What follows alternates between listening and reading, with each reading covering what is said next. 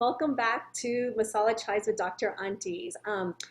All these videos are hopefully going to be put on the month of May. So for all those mothers out there, happy Mother's Day. The other thing that we should talk about is feeding options and breastfeeding, and in particular bed sharing too. So we'll kind of lump those two together in a sense. So with, again, I say it over and over again, I do not know how breastfeeding became a gold standard of motherhood. It's not a checkbox. If you did it, you didn't do it, and that means you're a good mom or a bad mom. There is Nithya and I practice it all the time. We do get the more of the challenging ones just because, just what we're doing. But most recently, I was telling Nithya, it was very discouraging. I had, and you can see all the disparities when you keep practicing for a long time. I have 3 Hispanic moms recently, and everything comes in 3, I guess, right? And listening to their stories, they were offered supplementation in the form of donor milk and or formula very early. Like, I had one mom who delivered 36-weekers. They are late pretermers. They need a little bit more assistance. Did chest to chest. Baby did not latch within 10 minutes, so boom, the husband had to sign a form to be donor milk, and then they were giving donor milk. Another Hispanic mom, she went to her pediatrician's the first visit, and the pediatrician basically said, hey, by the time you come back at 2 weeks, if your baby has not gained weight, we're going to start supplementation. So that narrative is already being pushed on these women to be like, okay, we're just going to start supplementing, and we're just going and supplementing donor milk too. I kind of put that in that category because you just haven't given these families a chance to do this. So I think that's another part of it, and I think breastfeeding is a little bit more complicated than like CDC portrays it. It's like, yeah, we have a good initiation, 80 to 90% in some states, but then at 6 months is 23%. So we're looking at that number. Awesome. You have support groups. Great. Okay, great, you have support groups, but there's also an access to it. There's also a barrier to it. You're also asking people to get this support when they might be physically healing and they just cannot get out of the house, and they cannot afford lactation to come to their home. And I know we throw on support like, oh, we should be doing this, but we're not critically looking at why is it not working? Why don't we have higher rates? There's so much to unravel. And I think for me, there's a couple of points. Is one, adding supplementation, or just even the conversation of supplementation. Within 10, 20 minutes of this baby being born, the dad had to sign the donor milk to give, really?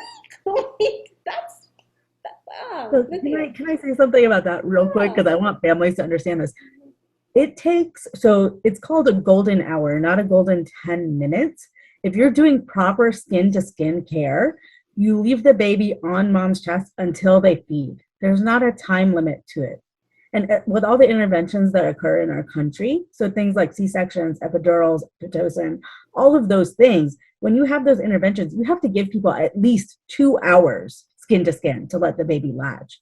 This is not a 10-minute process. That just enrages me that parent was put through that, because they're not supposed to take the baby that quickly, right? And putting them skin to skin, it actually regulates the baby's temperature, heart rate, blood sugar, GI system. Like, it regulates everything to put them skin to skin with the parent, because that's the physiologically normal thing that happens when babies are born. Evolutionarily, we did not get our babies taken away from us immediately, snatched away, put under some lights to have their heart checked and their weight checked. They were kept with you, and that's what babies will naturally root and find the breast and feed. And I'll link it in the comments. There's this beautiful video from UNICEF that shows exactly what happens if you give people time and skin to skin. But for that, to happen, you need to give them time. And I know what happens. It's that somebody needs to go to shift change. They need to move you to postpartum, whatever the heck stupid reason they have that has nothing to do with your care, health, or your baby's care, health. They try to take the baby as quickly as possible, but that's not to your benefit or at what is supposed to happen with that golden hour or skin to skin immediately postpartum. what they're supposed to do is put the baby skin to skin, and then we have research showing this. With time, the baby will actually like crawl to your breast and latch on themselves. You don't have to do anything. You don't have to touch them. They just take time to familiarize themselves, with the world.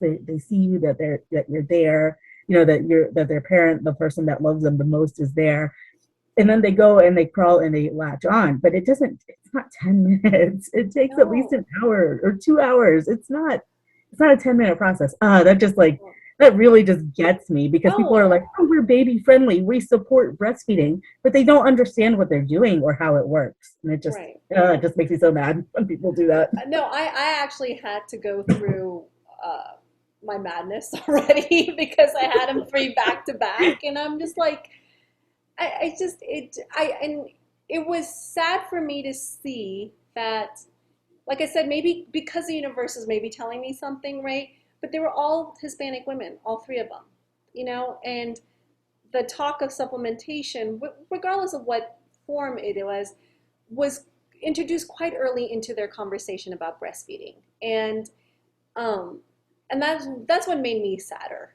Actually, after I got mad, it made me sadder that we're still in this system of, we are unfortunately having some biases that are still seeping up.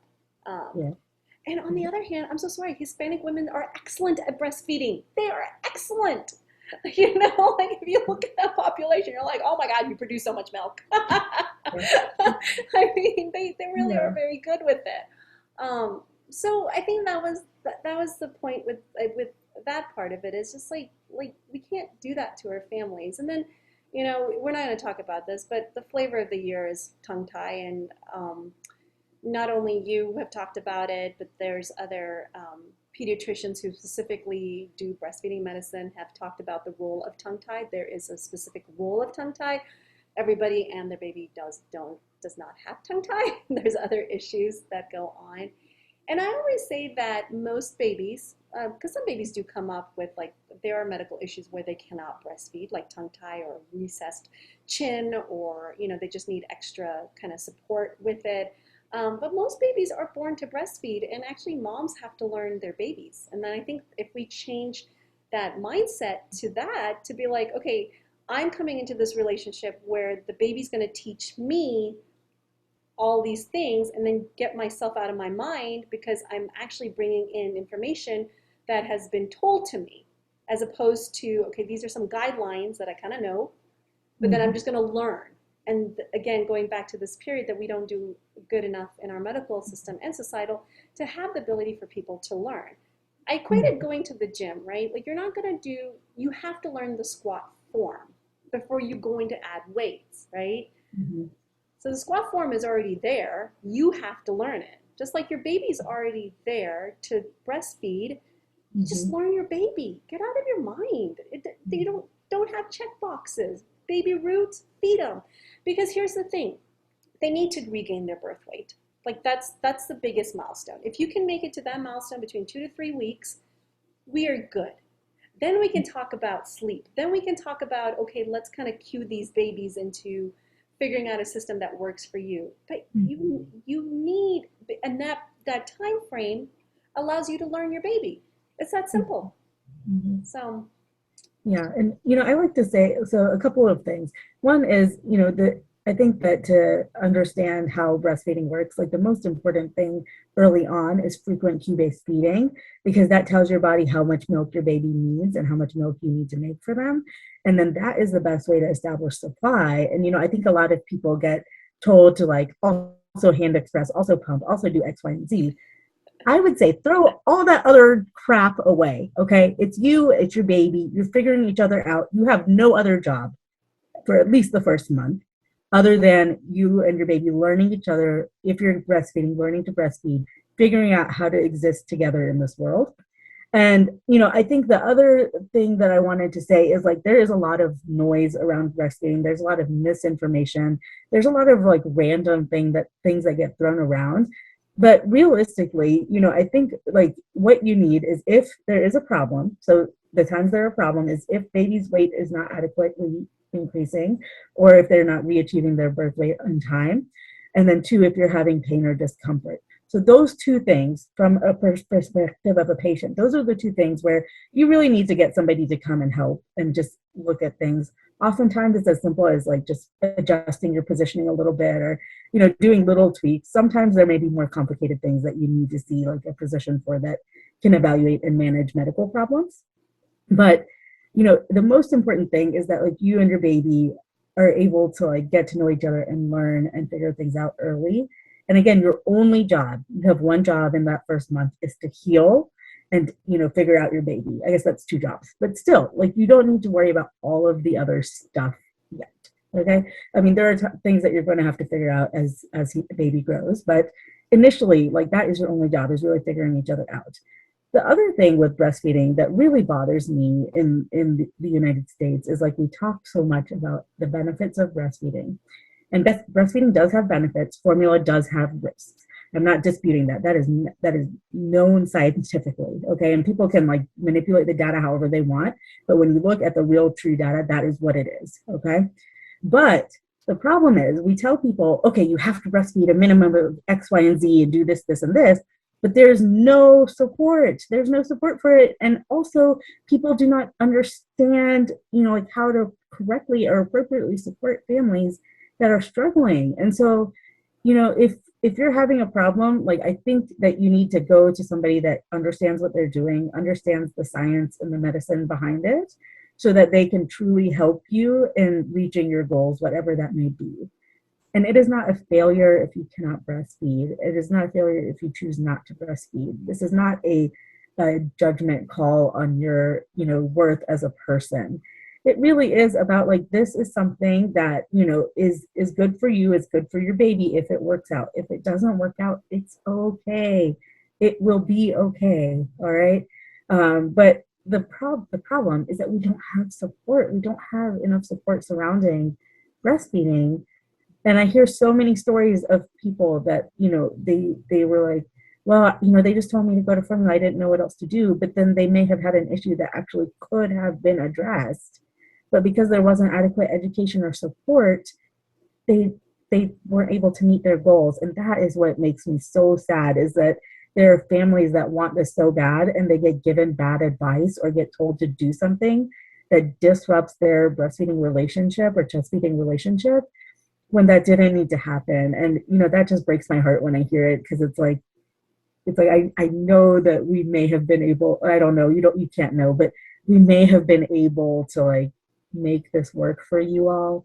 And because of a lack of understanding and support within our system, we couldn't make it work. And it just breaks my heart every time I hear that story, and I hear it all the time. I'm sure you hear it all the time too. Well, just to piggyback on that, I think if you do look at breastfeeding history, we know there are overproducers, underproducers, and stuff like that, and we know that Egyptians are thought to have domesticated animals for the milk. So we know there's a culture of milk sharing, which is now donor milk or actual milk.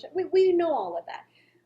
But it's helping that family understand, like, if you have an underproducer and you've checked off all those boxes, right? And you're like, you know what? Do what's the best you can. And there's this understanding that combine it. Who cares? Breast milk is breast milk. If you get 2 drops of it, or if you give 100 ounces of it, it's all breast milk.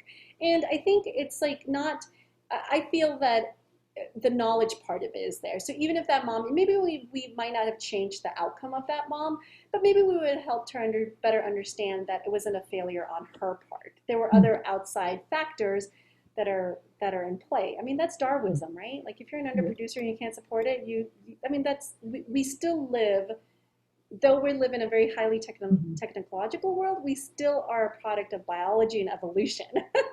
So I think that's one. And then number 2, it's a job. And when I say, and I totally agree with you, it's a job, it's a learning job. And so you have, when you've seen it, depending on which formula you get or which donor milk, you can save about $250 a month with that. And so that's your income. And I always say afterwards, I was like, go spend it on yourself, man. Go get a nice pedicure. Go get a nice something, because you've earned that money. Go get a nice purse. Go do something for yourself to reward yourself into something that you've committed to. And trust me, It is hard work. I think me and Nithya both don't, we don't gloss it over. It is hard work. It is there, but it does get easy.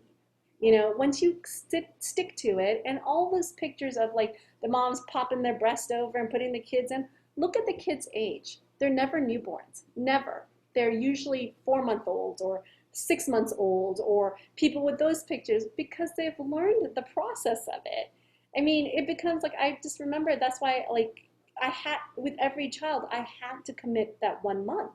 And someone was a little shorter than longer just because I knew what I was doing. But it was really nice at 4 months just to kind of carry a little sash with like some diapers and clothes because I was a refrigerator, like it was really nice to do that. But Yeah. as I said, again, with social media, with all of the information out there, look at the child. The child is not a newborn. It's never a newborn. Yeah. So what are these expectations? Like, no, Right. that's like a 4 month old that's nursing really effectively, or that's a 2 to 3 month old that's nursing like beautifully. Yeah, because that they were committed. So. Right. Yeah. Yeah. But